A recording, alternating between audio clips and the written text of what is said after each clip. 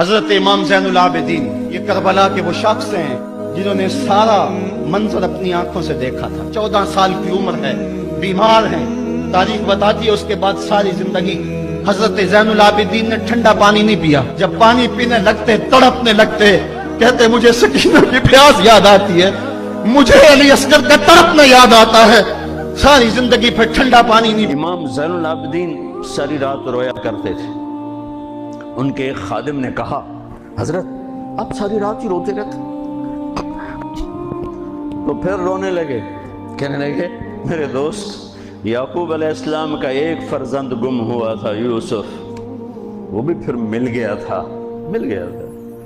اس ایک کی جدائی میں 40 سال رو رو رو اپنی آنکھیں ختم کر دی۔ میں نے تو اپنی اپنے سارے گھر کو ضرور کرتے